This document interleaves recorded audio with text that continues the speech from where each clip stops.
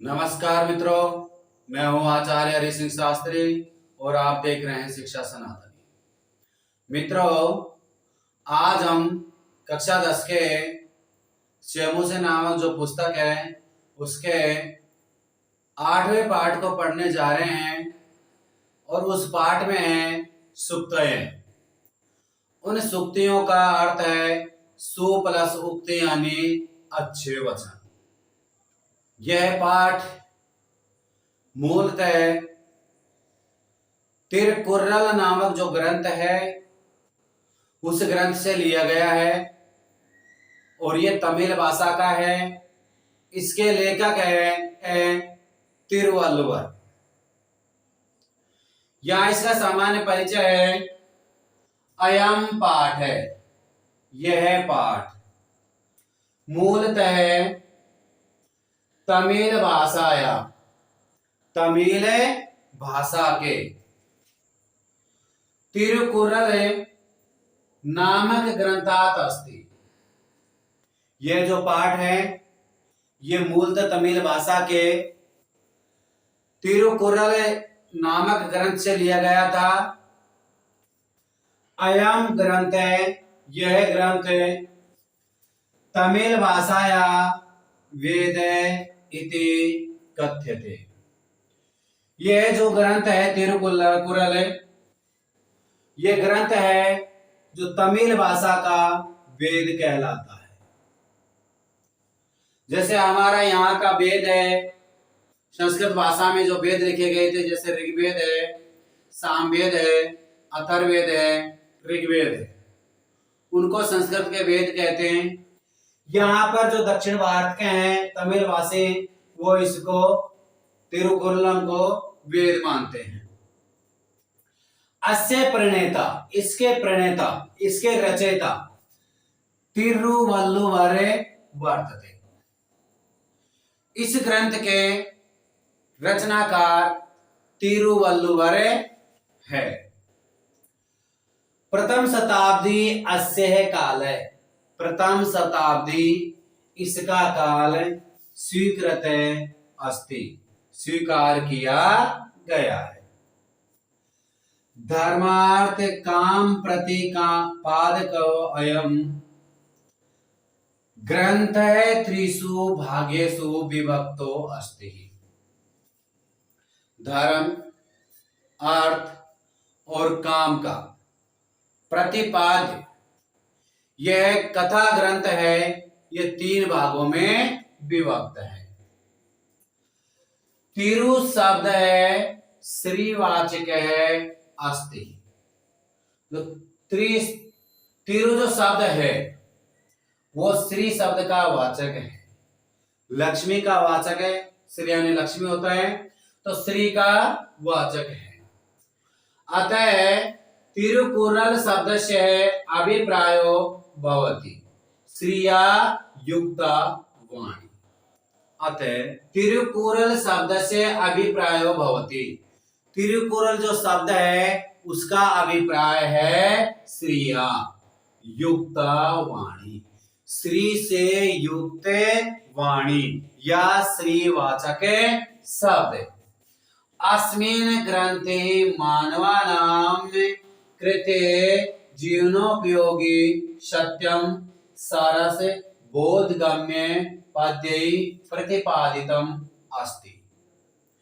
इस ग्रंथ में मानवों के जीवन के लिए या मानवों के जीवन के उपयोगी सत्य को सरल और सुबोधगम्य पदों द्वारा प्रतिपादित किया गया है।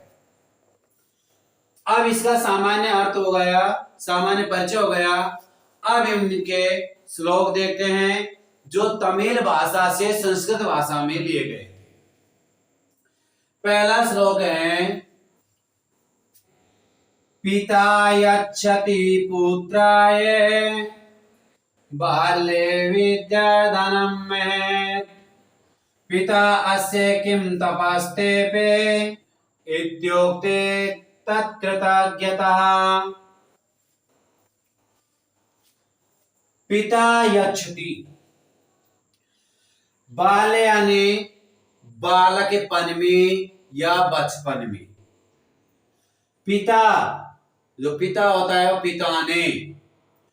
पुत्राय, पुत्र के लिए। विद्याधनम महत यच्छति, महत यानी महान उत्तम। विद्याधन, विद्या रूपी धन, यच्छति यानी देता है। बचपन में या बाल्यावस्था में जो पिताजी होते हैं, अपने पिताजी या पापा जी बोलते हैं आजकल तो, लेकिन पिता अपने पुत्र के लिए महान अच्छा धन, विद्या रूपी धन उसको देता है। पिता अस्य किम तपत तेपे, तपे प्लस तेपे विसर्ग संधि है। युक्ते तत्कृते ज्ञतः, तस्य, तस्य यानी उसका। पिता, पिता। किम, किम यानी होता है क्या।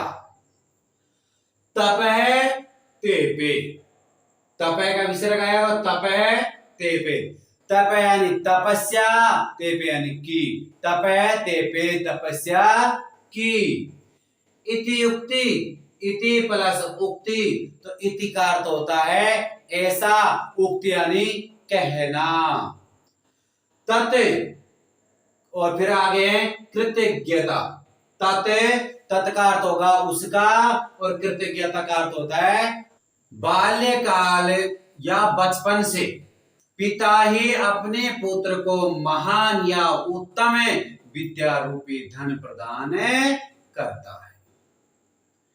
पिता इसके लिए कितनी तपस्या करता है, यह उसका एहसान है, उसका कर्ज है कि पुत्र को उसके लायक बने। पिता सोचता है कि अपना बेटा भी विद्वान बने, ज्ञानवान बने, इसलिए वो विद्या रूपी धन बेटे को या पुत्र को प्रदान करता है। वो अपनी मेहनत करता है, वो मेहनत से ही अपने बेटे को विद्या ग्रहण करवाता है। अब इसमें है यच्छति, जैसे पुत्र है, पुत्र शब्द है चतुर्थी एक वचन का है। विद्याधनम, यहां लिख देते हैं विद्या धनम। विद्या एव धनम,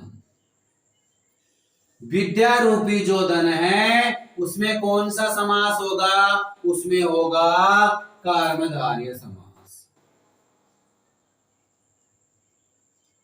कौन सा समास होगा, कर्मधारय। विद्याधनम, विद्याया, विद्या एव धनम, कौन सा समास होगा, कर्मधारय समास होगा। फिर उसके बाद में है तपस तपे, तप है प्लस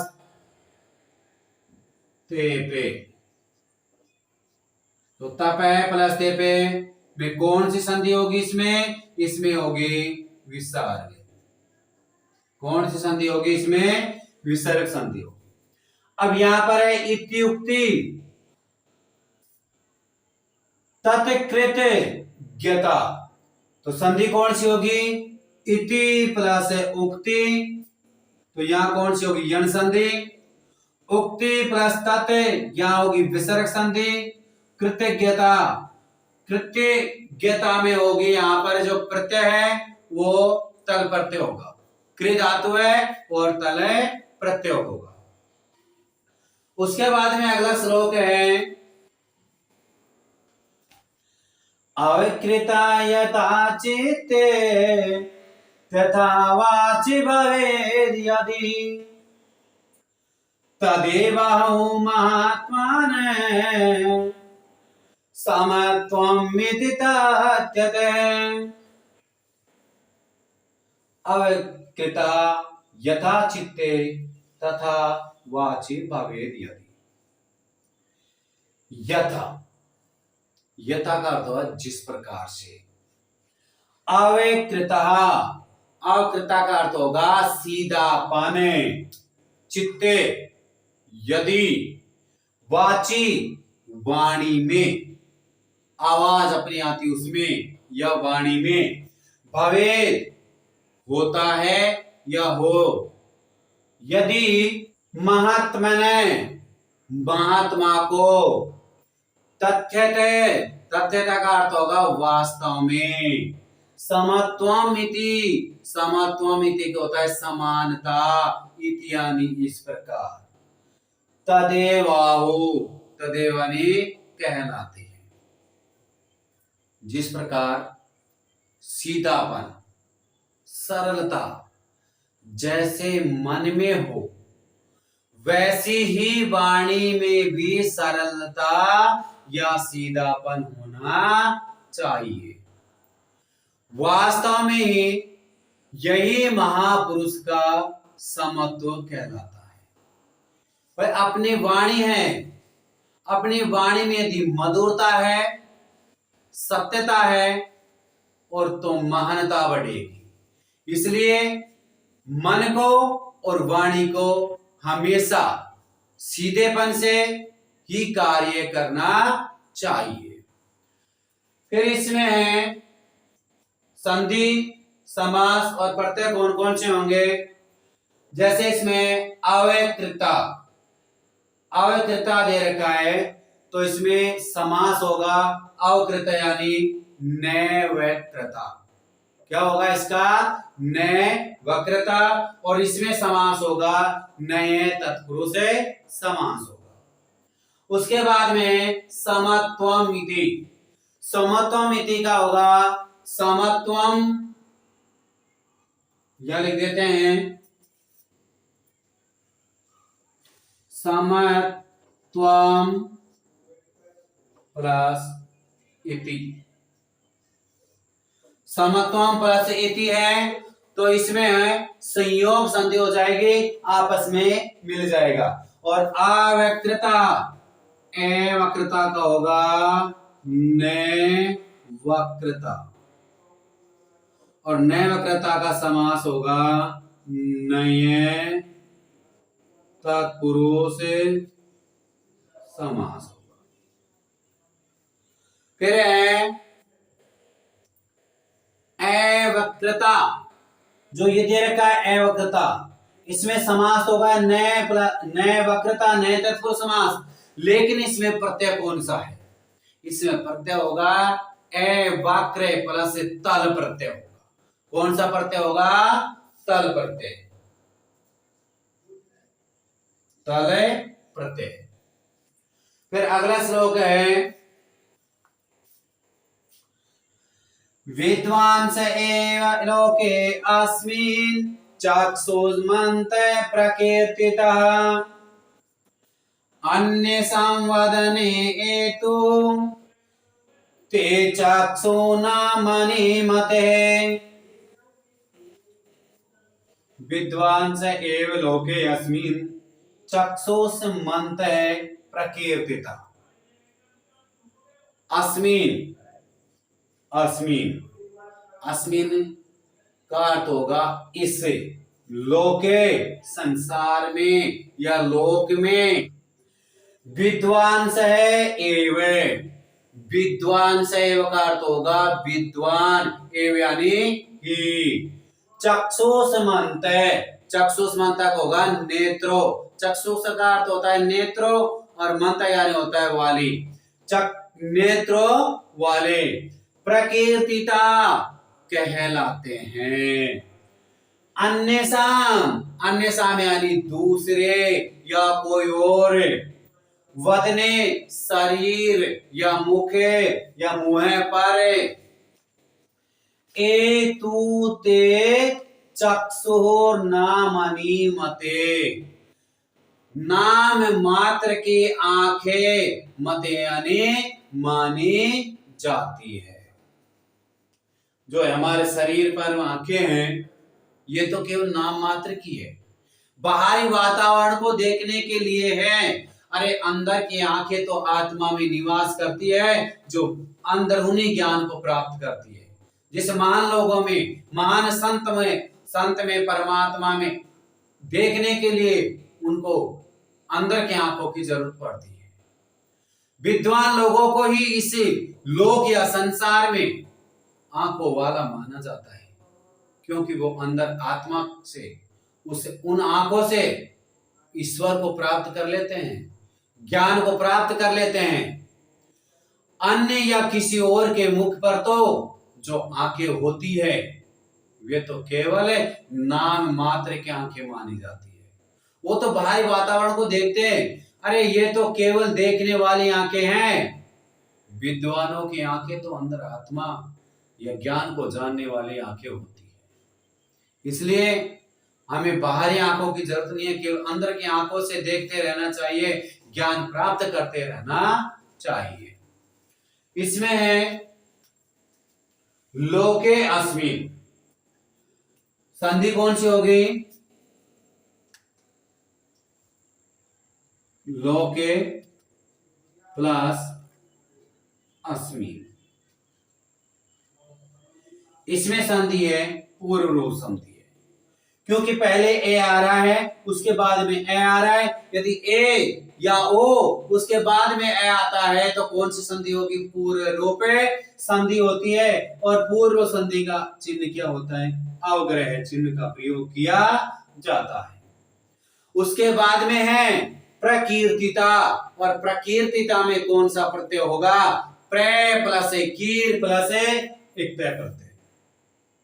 प्र प्लस कीर प्लस इक्तय प्रत्यय का प्रयोग किया जाता है।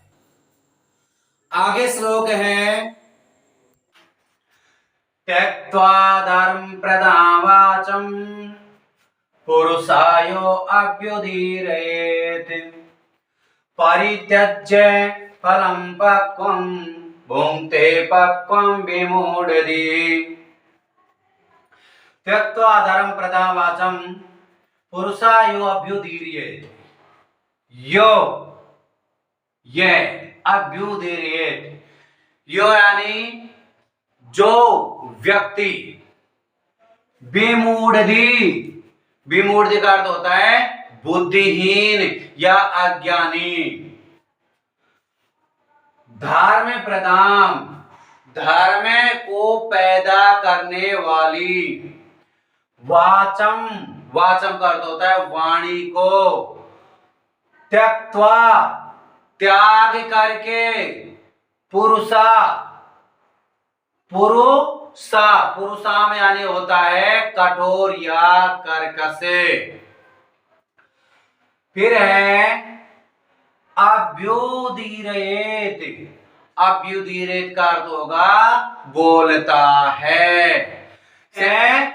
पक्वम फलम परित्यज्य, परित्यज्य है फलम पक्वम, यानी कि पके हुए फल को त्याग करे। भुंगते अपक्वम, भुंगते का अर्थ होता है कच्चे या खाता है, भुंगते यानी खाना। अपक्वम फलम, कच्चे फल को, पके हुए फल को, यानी कि धर्म प्रदान करने वाली वाणी को त्याग करे। जो वाणी को त्यागता है वह मूढ़ी व्यक्ति, अज्ञानी व्यक्ति पके हुए फल को त्याग करके कच्चे फल को ही खाता है।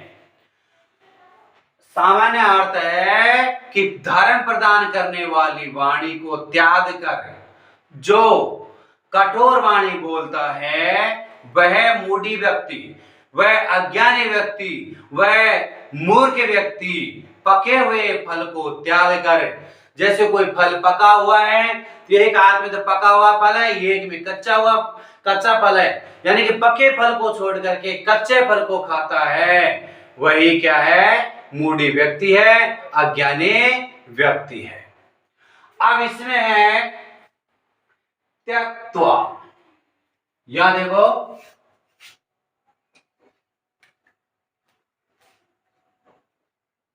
त्यज धातु है और इक्त्वा प्रत्यय है। त्यज धातु है, इक्त्वा प्रत्यय है। उसके बाद में है यो अभ्युदीर्यते। अब इसका संधि विच्छेद क्या होगा? यह प्लस अभ्युदीरेत।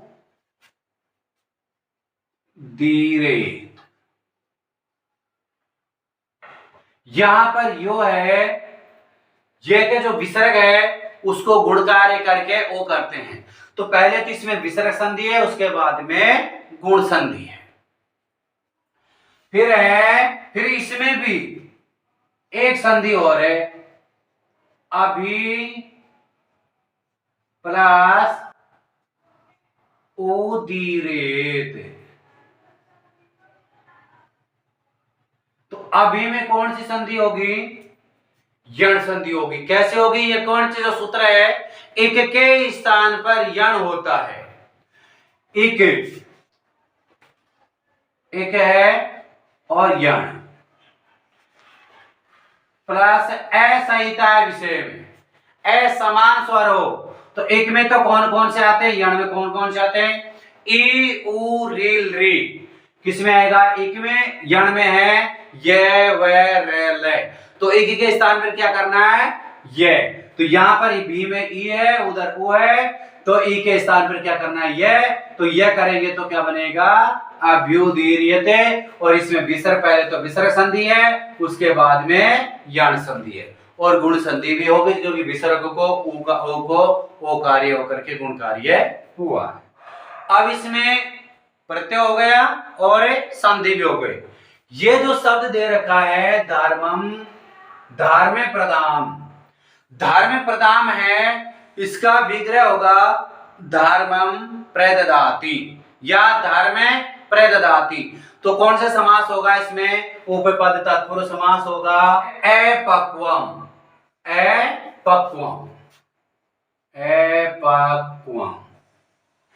अपक्वम का क्या होगा? ने पक्वम। नैपक्वम होगा तो कौन सा संधि समास होगा इसमें? नय तत्पुरुष समास, नए तत्पुरुष समास होगा। फिर है इसमें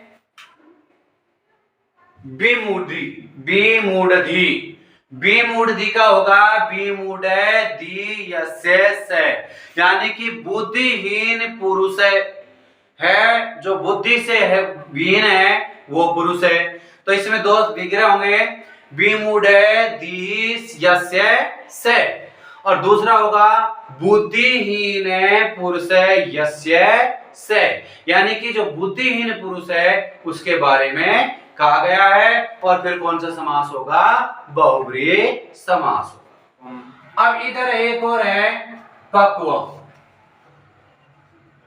पक्वम है जिसमें पच धातु है और इक्तय प्रत्यय है। पच धातु से इक्तय प्रत्यय करने पर पक्वम रूप बनता है। अब कैसे बनता है?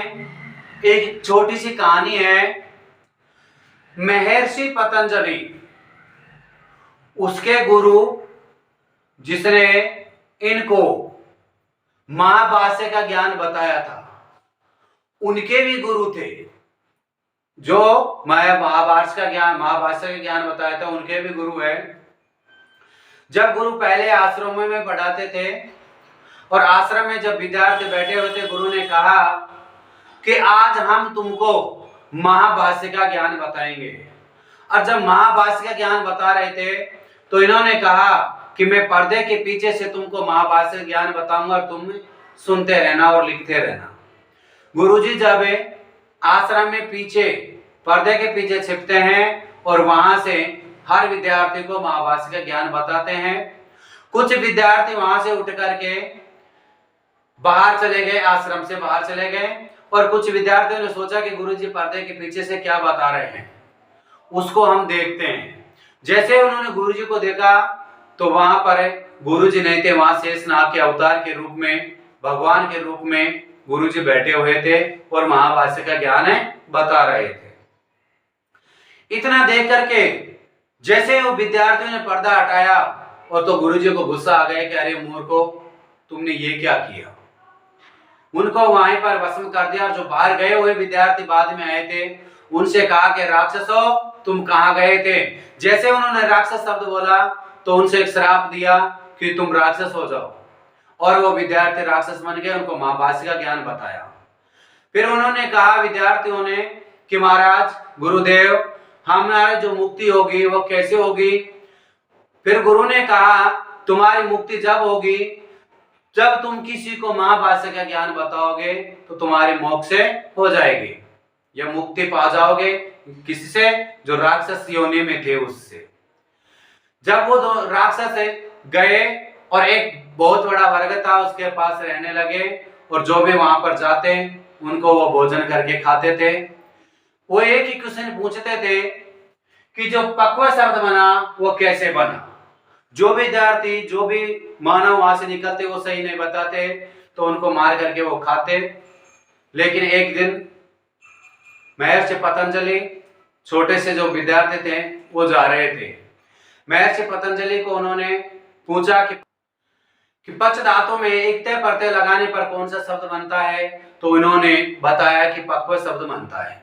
जैसे इन्होंने ये शब्द बताया तो इनको महाभाष्य का ज्ञान वहां पर करवाया। और महाभाष्य का ज्ञान करवाते समय कई जगह पर जैसे ही वो बरगद से लिखवा रहे थे, बरगद के पेड़ में से पत्ते नीचे डाल रहे थे, वहां पर एक बकरी आती है और बकरी उनमें से कई पत्ते खा जाती है।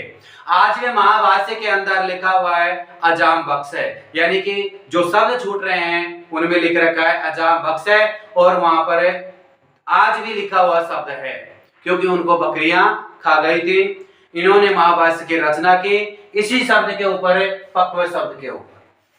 फिर आगे श्लोक है यत् प्रोक्तम येन केनापि तस्य तत्त्वार्थ निर्णय कर्तुं शक्योऽस्भवेतेन स विवेक इति ऋतः। यत् प्रोक्तम येन केनापि तस्य तत्त्वार्थ निर्णय। यत् प्रोक्तम येन केनापि, यत् यानी जिसकी, प्रोक्तम येन केनापि, अरे जिस किसी से जो कहा। फिर है तस्य तत्, तस्य तत्त्वार्थ निर्णय।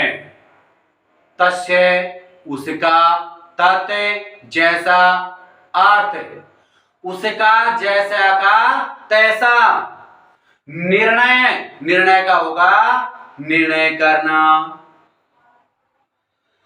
कर्तुम शक्यो, कर्तुम का अर्थ होता है करे, शक्यो भवेत सकता है, भवेत देन, भवेत कर सकता है, नैसे विवेक इति रीते, यानी कि वह विवेक से सोच समझ करे ऐसा कहलाता है, ऐसा कार्य करता है। यानी कि जिस किसी के द्वारा जो कहा गया है वह उसका यथार्थ निर्णय है।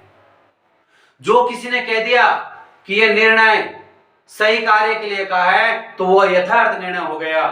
वह करने में समर्थ होना चाहिए, वह विवेक से या धर्म से ही संभव है।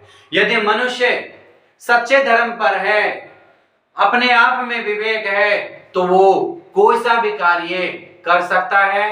किससे? अपने विवेक से, अपने धर्म से।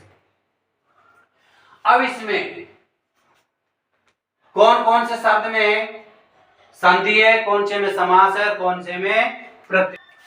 इसमें है केनापि, तो केनापि का संधि विच्छेद क्या होगा? केन प्लस अपि। कौन सी संधि होगी इसमें? दीर्घ संधि होगी। कौन सी संधि होगी? दीर्घ संधि। फिर उसके बाद में है तत्वार्थ निर्णय। तत्वार्थ निर्णय है, उसका क्या होगा? तत्वार्थस्य। तत्वार्थस्य निर्णय, यहां पर लिख देता हूं तत्वार्थस्य निर्णय। तत्वार्थस्य निर्णय, श का प्रयोग आ रहा है और श में कौन सी होती है, जैसे राम से रामे राम नाम षष्ठी, तो कौन सी होगी, षष्ठी तत्पुरुष समास। कौन सा होगा, षष्ठी तत्पुरुष समास। तत्वार्थस्य निर्णय यानी कि षष्ठी तत्पुरुष समास। फिर है कर्तुम, कर्तुम में है क्री धातु तुमुने प्रत्यय। कर्तुम में क्या होगा, क्री धातु है और तुमुने प्रत्यय है। इसके बाद में है इति रीतय, देखो ई प्लस टी प्लस ई रीतय, यहाँ कौन सी संधि होगी, इधर ई है इधर ई है, दोनों मिलाएंगे तो कौन सी होगी, बड़ी ई हो जाएगी, और कौन सा संधि होगी, दीर्घ संधि। अब यहां पर ई रीतय है, ई रीतय, इसमें भी प्रत्यय है, ईरे प्लस इक्तय प्रत्यय से क्या बना है, ईरितय। इसमें भी कौन सा प्रत्यय होगा, ईरितय। फिर है सक्यो, सक्य, अब इसमें कौन सा प्रत्यय होगा, सक तो धातु है, इसमें कौन सी धातु है, सक धातु और यत प्रत्यय, सक धातु और यत प्रत्यय। वाक्पटो धैर्यवान मंत्री सभायामप्यकातरे सकेनापि प्रकारेण परैर्न परिभूयते।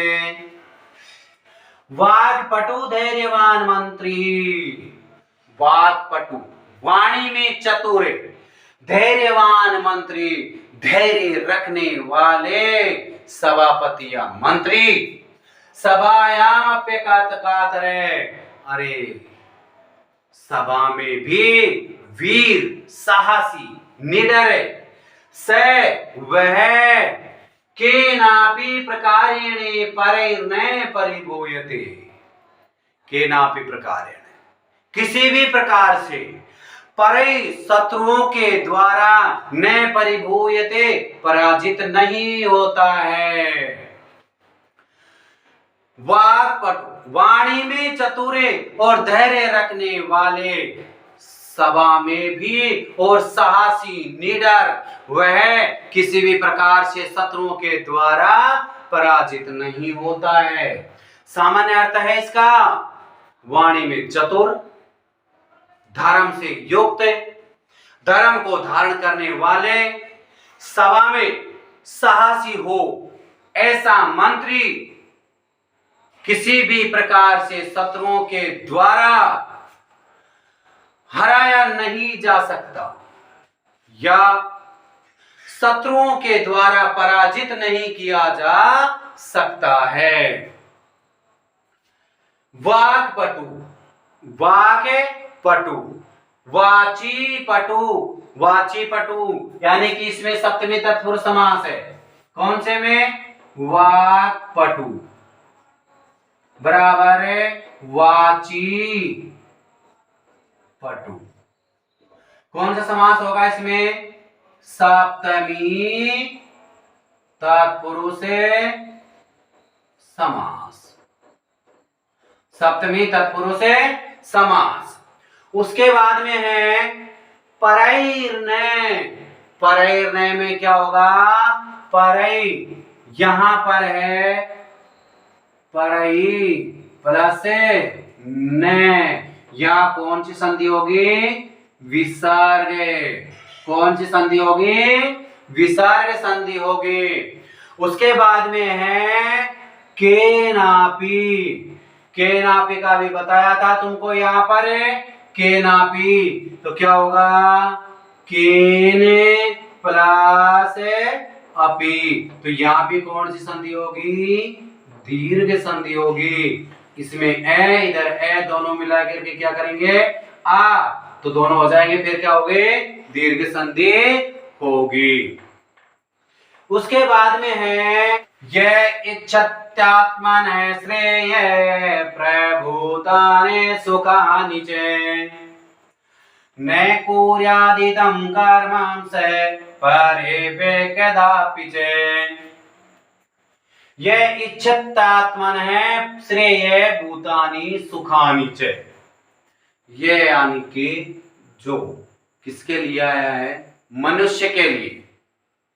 इच्छत्यात्मने श्रेष्ठ अपनी कल्याणकारी आत्मा को, श्रेय श्रेय का होता है अपनी, प्रभूतानि प्रभूतानि यानी भौत से, सुखानि च और च यानी और सुखों की, सुखों को, इच्छति इच्छति का अर्थ होता है चाहता है, इच्छा करता है।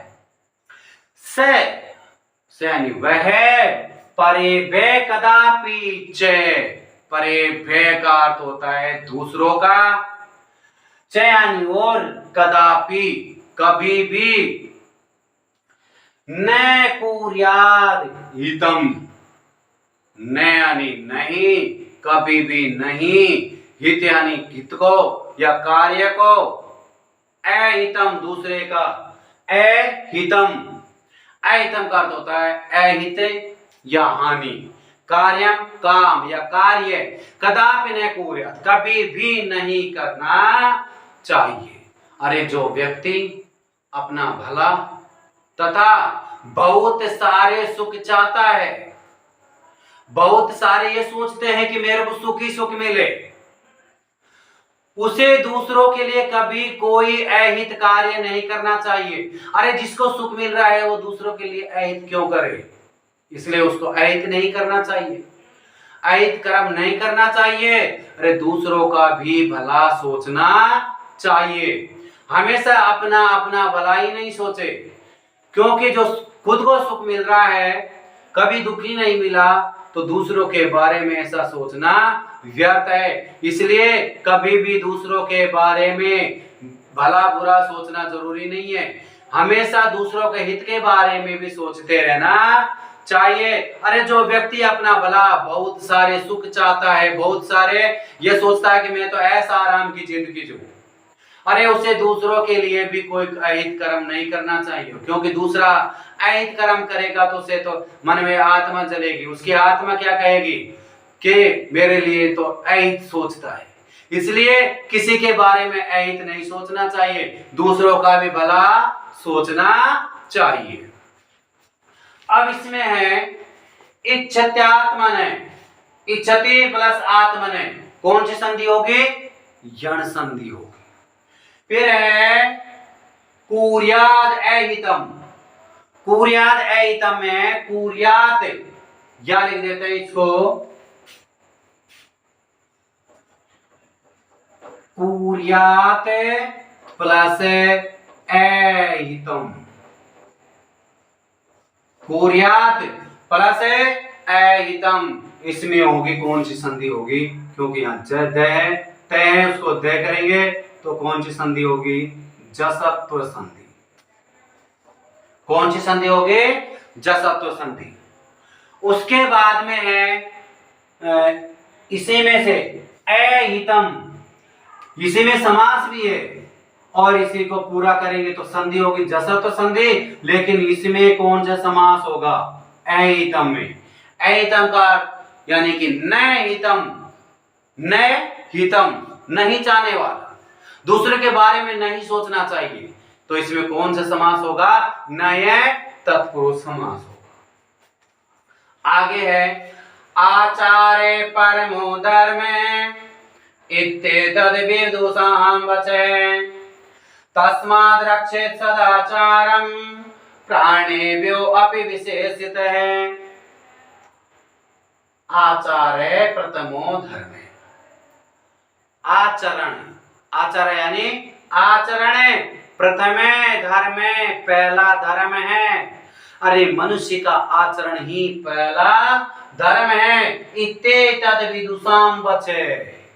इति यानी होता है इस प्रकार, विदुषाम, विदुषाम का अर्थ होता है, क्या अर्थ होगा इसका? विद्वान। वचय वाणी, वचन, उक्ति, कहे गए। तस्माद रक्षेत सदाचारम। अरे तस्मात, इस वजह से, सदाचारम, सदाचार का अर्थ होता है सदाचार, दूसरों के बारे में हित सोचना। प्राणेभ्यो अपि, रे प्राणों को भी त्याग करके, प्राणों की भी बाजी लगा करके, रक्षे विशेषतः, रक्षा करनी चाहिए, विशेष रक्षा करनी चाहिए। अरे दूसरों के बारे में हित सोचना चाहिए। वो व्यक्ति दुखी है तो उसको कैसे भी करके सुख प्रदान करो, चाहे प्राणों की त्याग दो।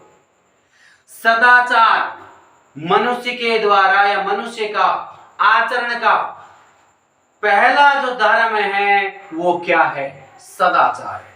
अरे मनुष्य ये सोचता है कि अपना धर्म क्या है? पहला दूसरों की सेवा करना, दूसरों का परोपकार करना, दूसरों को भलाई के बारे में सोचना, यही मनुष्य का पहला सदाचार है, पहला धर्म है। कवियों ने आचरण को ही प्रथम धर्म माना है कि मनुष्य कैसा आचरण करता है उसको पहला धर्म कहा है। यह विद्वानों का वचन है या उक्ति है या कहे है विद्वानों ने, इसलिए विशेष रूप से प्राणों की बाजी लगा करके भी सदाचार की रक्षा करनी चाहिए, दूसरों के भलाई की रक्षा करनी चाहिए। कोई भी दुखी हो तो उसकी सेवा करनी चाहिए। यहां पर है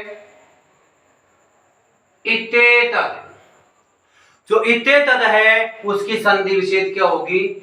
इति, इति प्लस एतद।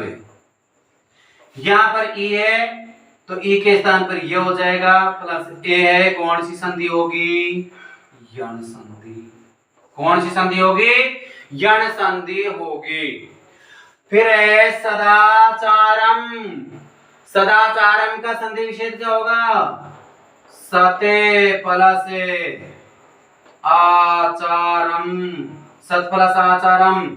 यहां कौन सी तय को क्या करना है? दे, तो कौन सी संधि होगी? व्यंजन संधि में जसत्व संधि हो जाएगी। और फिर है प्राणेभ्यो अपि, क्या होगा? प्राणेभ्यो अपि। इसमें कौन सी संधि होगी? प्राणेभ्यो, तो प्राणेभ्य प्लस अपि। यह तुमको पहले बता चुका हूं कि कौन सी संधि होगी इसमें? विसर्ग संधि होगी। पूर्व रूप संधि करनी है, फिर बाद में विसर्ग को क्या करना है? ओ, और ओ होने के बाद में क्या करना है? अवग्रह का चिन्ह जो लगेगा, तो यहां पर कौन सी संधि होगी?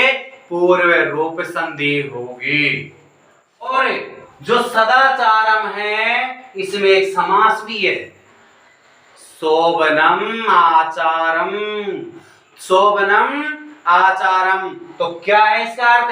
सुंदर आचरण, सही आचरण, ये इसका अर्थ होगा। तो क्या होगा? शोभनम आचार है, तो समास कौन सा आएगा इसमें? कर्मधारय समास होगा। अब यहां पर ये सूक्तियों की जो श्लोक है ये तो संपूर्ण हुए।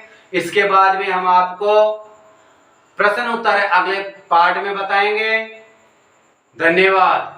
यदि आपको ये वीडियो पसंद आती है तो लाइक और शेयर जरूर करते रहिए और हमारे चैनल को सब्सक्राइब जरूर करें।